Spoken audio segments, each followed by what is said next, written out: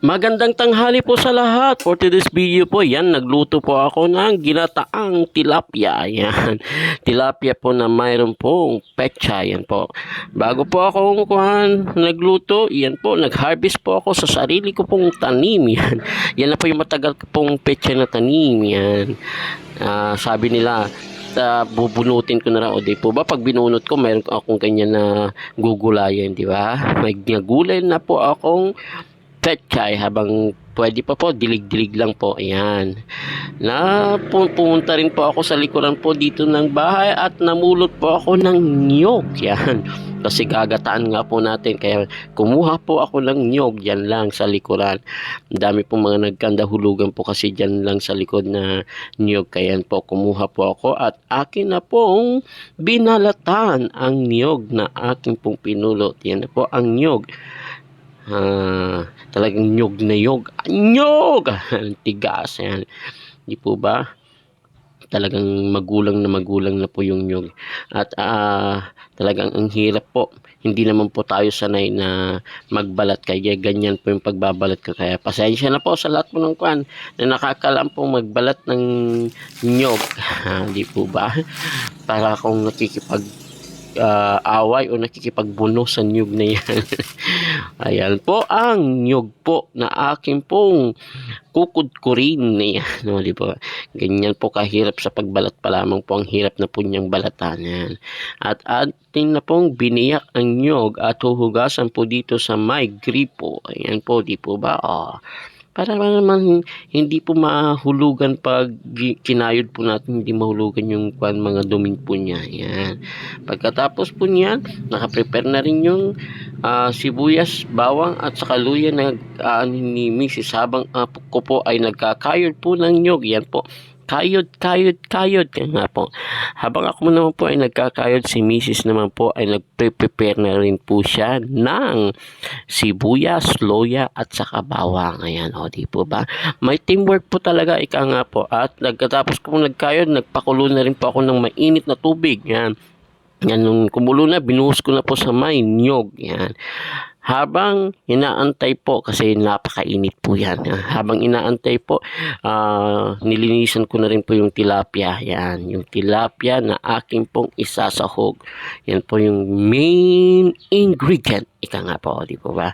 Habang yung dalawang pusa ko po doon, pusa namin talagang nag-aantay po sila na nakaabang. Na may ingay talaga yan. Yung dalawang cute na pusa. Ayan. Pagkatapos ko pong mainit pa po yung prepare ko na rin po yung paglulutuan ko ng kahoy. Ayan. Di po ba?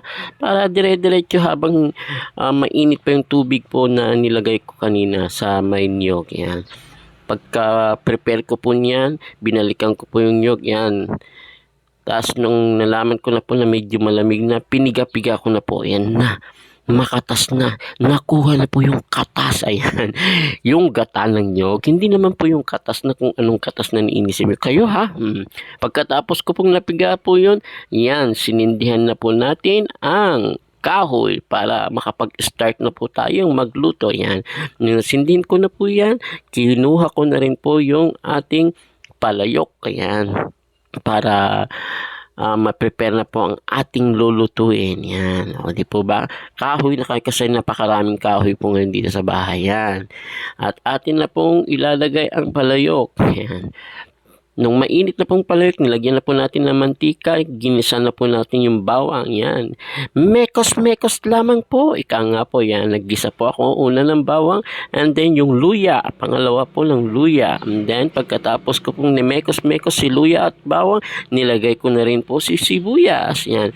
Pagkatapos pong mekos po yan, inilagay ko na po si tilapia, yan. O, di po ba? Ayan na po yung pinaka-main dish po natin, so main ingredient dito sa lulutuin po natin. Yan, ang tilapia, yan, na ating pong gagataan. O, di po ba? Kung sino pong comment lamang po dyan. Kung sino pong makaka-relate po dito at nakatikim na po ng ginataang tilapia. Yan, nilagay ko na rin po yung piniga ko pong gata kanina. Purong gata ng niyog. Yan, o, di po ba? Ang sarap. Habang inaantay po natin maluto po yung gata po niya, yan. Ano to? Naghugas na rin po tayo yung mga ginamit po natin para hindi naman po magkalat at hindi po dapuan ng maraming langaw. Yan. Kasi pag pinabayaan po natin, darating po ang napakaraming langaw. Kaya yan po, naghugas po ako habang inaantay ko po yung gata na maluto. Di po ba? Double tasking, triple tasking, lahat-lahat po. Kaya yan po ang ating gawain po ngayong araw, daily routine, ika nga po. Nagluto, ayan. Nung natapos na po, binalikan ko po yung kwan at inilagay ko na po yung sili. Ayan, o di po ba? Lumalabas na po yung gata, yung mantika ng gata. Ayan. At nilagay ko na rin po yung ano to? Pechay. Yan po yung pechay. Luto na po. Tara na po. Kain na. Kainan na. Yan. Kainan na. Ika nga po. Yan. O, di po ba? Dito na naman po tayo sa my favorite place po namin na magkakain. Dito po sa may kubo. Yan. Diyan sa harapan po. Sa likuran ko po yan. Yan po yung pwesto po namin. O, di po ba? Nag-alis na po ako ng apron at tinawag ko na rin si Mrs. Nakakain na po kami. Yan. Naglagay na rin po ako ng ulam ko, kinuha ko po yung ulo ng tilapia. Ayan, o, di po ba? Kasarap. Ayan. Gumawa na rin ako ng pagkain ng mga pusa. Ming! Yan, kaiingay kasi nila. Ayan. O, kain na. Yan, maiingay yung dalawang yan. Kaya inuna natin pinakain bago tayo kakain. Yan. Yan, magkakamay po tayo sa pan. Masarap. Ito po ang ginataang paksiw na ito, tilapia with pechay. Yan. Yung pechay po namin, yun pa rin po, yung pechay po namin na 4 na buwan na po na mahigit. Sabi nga nila, bunutin ko na raw kasi namumulaklak na yung iba. Sayang pa, tingnan mo. Di may na-harvest pa ako. Tara po, kain po tayo.